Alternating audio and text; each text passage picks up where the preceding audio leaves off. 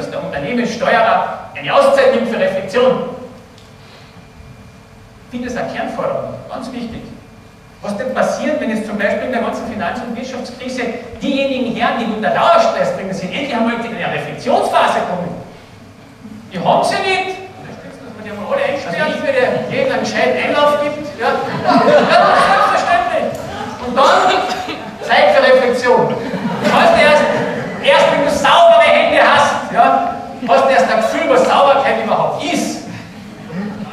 Du kannst doch von keinem Menschen verlangen, der dreckige Hände hat, dass er weiß, wie sich Sauberkeit anfühlt. Und das betrifft die Unternehmer genauso. Keine Ausnahme. Und ratingrelevant.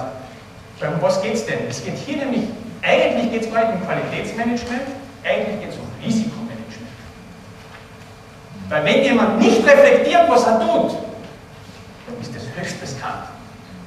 Das gesamte Umfeld.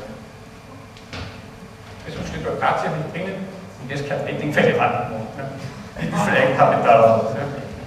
Weil das ist bald weg. Also aus dieser Perspektive heraus. Und das Ganze jetzt dann unterlegt, dass du sagst, naja, ja, wie geht denn sowas, ist sowas machbar? Wie sind wir zu diesem Thema gekommen? Ja, Haslauer weiß es eh. Wir haben vor 20 Jahren in Österreich Tourismus, weiß man, einer der wichtigsten Wirtschaftszweige. Und da gibt es so Thinktanks, die sich so mit den Entwicklungen beschäftigen, wo geht der Tourismus hin und so weiter und so fort. Und das war vor 20 Jahren genauso wenig schwer, wie es heuer ist. Ja, die Bevölkerung wird wachsen, überall, das war nichts Neues. Ja. Und damals, schlaue Köpfe haben sich gedacht, na, wir brauchen ein Instrument, dass wir das messbar machen können. Ne? Wir brauchen Qualitätssicherung für die Betriebe in diese Richtung. Und dann ist man den Weg gegangen, wenn man normal geht, die ganzen großen Qualitätssicherer eingeladen und gesagt, wisst ihr was, wir machen Ausschreibung, wir geben uns unser Qualitätsmanagementsystem im Sinne Wohlbefinden. Stiften von Wohlbefinden, weil das ist der Kernnutzen, dass wir draufkommen in die Diskussion. Und die haben dann angefangen, ja, und dann hat es eine lange Liste gegeben, ja, von materiellen Bewertungskriterien. Wie groß, die Klomuschlis und alles Mögliche, ja. Kennt man ja, Sternebewertungen oder sonst irgendwelche Geschichten. Aber auch körperliche, physikalisch messbare, weil es am einfachsten ist. Und sagt, na, das ist es ja nicht. Wir brauchen die anderen. Dürfen die alles in der Geschichte Gott verzweifeln und sagen, das kann man nicht messen, das kann man nicht messen, das ist unmöglich, geht nicht.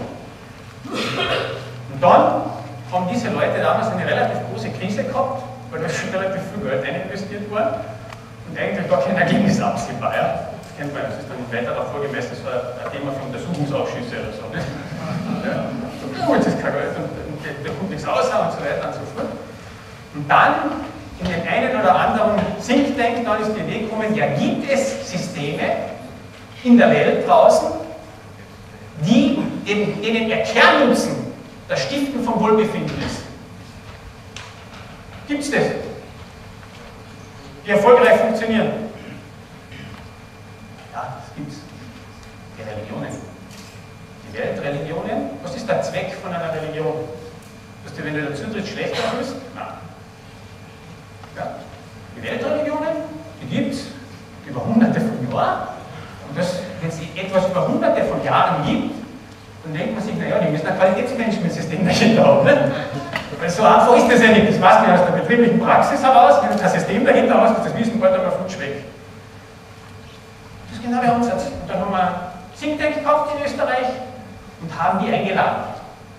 Und noch ein paar andere Kapazitäten und Perspektiven dazu. Und gesagt, so, jetzt reden wir nicht über Religion, sondern wir reden über Wohlbefinden und Qualitätssicherung zum Thema Wohlbefinden. Wir waren noch 5 Minuten fertig, weil diese sofort einig waren. Weil es überall ident ist. Ich habe mal geschaut. Mit dem haben wir nämlich nicht gerechnet. Ja? Und die sind genau auf das gegangen. Ich habe gesagt, ja, was ist es? Das ist Wohlbefinden. Ist nicht überall gleich ausformuliert. Nicht? Weil bei der Boys Seele keine Thematik, die man sagen, Geist und Körper, aber ich sage, auf die Dimensionen muss ich gehen. Und dann habe ich gesagt, ja, wie mache ich das messbar? Und das ist ja das Interessante. Wir haben den gleichen Ansatz im System, wie wir es vorher mit den Unternehmern gehabt haben. Und so derjenige, der das bringt, der muss authentisch begreifbar und glaubwürdig sein. Durch Vorleben begreifbar. Und haben ganz strenge Kriterien, Ausbildungskriterien. Du kannst nicht einfach hingehen und sagen, so, ich bin jetzt, was weiß ich, tibetischer Mönch oder so irgendwie, das geht nicht so, ja. Oder ein Priester, ja, das ist genau das Gleiche. Da brauchst du ganz viel Ausbildung, Bewusstseinsrituale, ja, und dann wird entschieden, okay, jetzt kann er es. Ja. Sehr interessant. Ja. Also so relativ einfach eigentlich, ja, wenn man sich das so anschaut, kommen die zu den gleichen Ansätzen, wie wir sie vorher schon durch logisches Denken nachgehabt haben. System, der im System drinnen steht, der für das System steht, der muss authentisch und glaubwürdig sein. Wenn der das nicht ist, wenn Sie als Unternehmer nicht glücklich sind, wenn Sie nie glückliche Kunden kriegen, auch keine glücklichen Mitarbeiter, dann ist bei sich selber anfangen. Sie hätte schon ein paar Mal kommen. Für uns war das auch sehr interessant, nicht? Weil das war eigentlich war das nicht so lustig.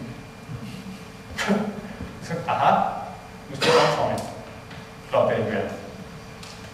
Ja, und das ist es. Das ist da Ihnen nur noch einmal abgebildet, was das ist, wie das ist, nur als Beispiel. Es geht. Es gibt diese ganzen Geschichten, gibt es schon. Die Schwierigkeit ist, dass man selber anfangen muss. Das ist es. Und wenn man hergeht und sagt, man hat irgendwelche Kriterien, das ist wunderbar, ja. Wunderbar, und das brauchst du auch, ja. Ja, in der Leistungserfüllung und sonst irgendetwas. Das Kernkriterium ist, dass derjenige, der unternimmt, das sein muss. Der muss glücklich sein, um rückstiften zu können. Zu den Partnern, zu den Kunden, zum Kapital. Wenn das nicht der Fall ist, gibt es probiert, das kann man lang, über Jahre probiert das auch anders zu machen, weil ein anderer Weg scheinbar leichter ist aber nicht leichter, schwieriger.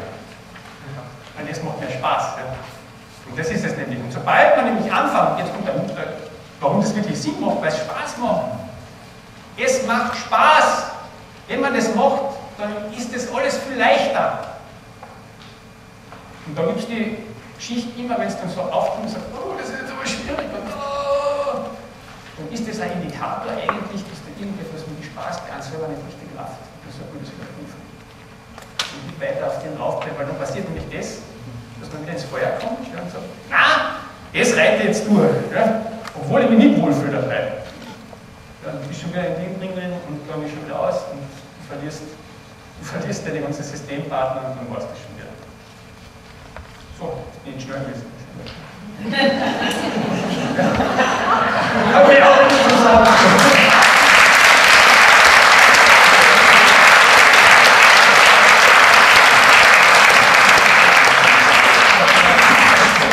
Diese Aufforderung ist nicht hier nochmal ernst nehmen. Du hast was dran. Ich hätte eine Bitte. Ja. Er hat ein wunderbares Modell entwickelt, die Stummer Werkstätte. Ich habe kein Wort davon gesagt. Können Sie uns mit 2, 3 Sätzen ein bisschen was erzählen? Sie haben es noch nie gehört. Sowas ist wirklich einzigartig. Und okay. Das Außenfüller sozusagen, oder? Zeitfüller. Ja, okay, also die, was man ja immer, die Thematik, die man meistens dann eben hat, wenn man sagt, wow, jetzt, ich hätte gern, wo finde ich denn Leute, die gleich ticken? Je mehr du dann zusammenbringst, die gleich ticken, bei denen brauchst du das nicht erklären. Dann kommst du schnell in Lösungen, wie du vorher gar nicht warst. Ja. Und aus der Idee heraus ist eben entstanden, dass man hergeht und sagt, naja, machen wir eine Werkstatt, wo Leute, die gleich denken, in diese Werkstatt reingehen, ohne dass sie jetzt einen Anspruch stellen, ich will eine Problemlösung oder Produkte oder sonst irgendetwas haben, einfach um die zusammenzubringen und dann aber sofort arbeiten zu lassen. Was interessant ist, was sofort passiert. Weil die alle miteinander Spaß haben und das kannst du gar nicht verhindern, dass du sagst, und jetzt tut es aber nichts. Ja? Dann passiert automatisch etwas und das sind die Werkstätten, die eigentlich aus dem Manifest heraus entstanden sind.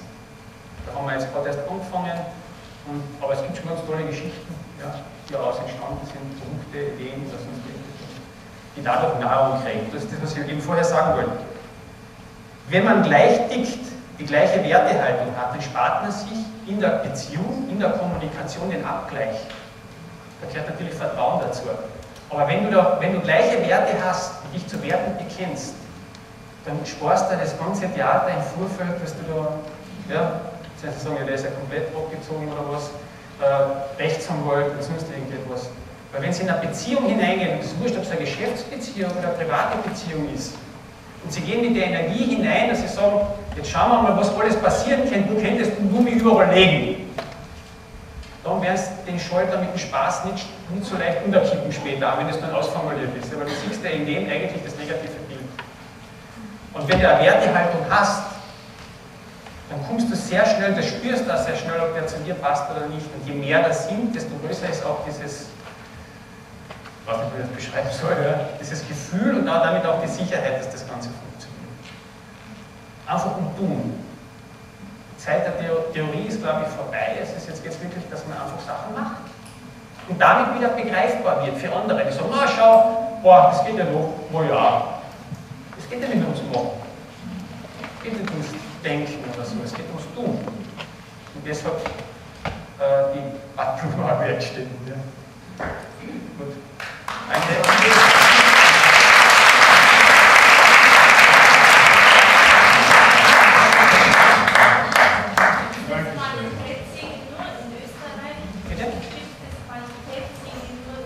Nein, das ist ein Beispiel. Also diese alles hochinteressant, alle Qualitätssicherungssysteme, oder ein Großteil, zumindest die relevant sind, ob das jetzt ein ISO ist, die neue überarbeitete Version, oder auch das EFQM-Modell, was am stärksten auf die Stakeholder-Geschichte einzahlt, sind offene Systeme. Es wird nicht mehr vorgeschrieben, du musst das so machen, du musst 30 Quadratmeter WC haben, weil sonst bist du es nicht. Ja? Sondern es wird gesagt, das sind deine Stakeholder und das machst du mit denen. Ja?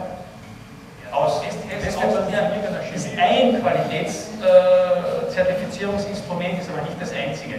Und das ist auch, das Austria ist auch international zertifizierungsfähig. Ja? Das sind alle international zertifizierungsfähig. Aber es ist sehr interessant. Da sieht man, schau, da gibt es Ansätze. Weil nämlich hast du ein Thema, wo man sagt, wo man Finanzierungsinstitutionen hingeht und sagt, ja, das kann ich ja nicht messen. Das ist ja Quatsch, das muss alles messen. Das ist alles messbar. Aber ich schaue, das gibt es nicht. Wir haben nur unser Risikoraster und sind alles Finanzkennzahlen. So eine Dimension. Ab 16 Uhr steht Herr Rockner am Roundtable zur Verfügung für Fragen. Interessant, Herr Rockner. Danke.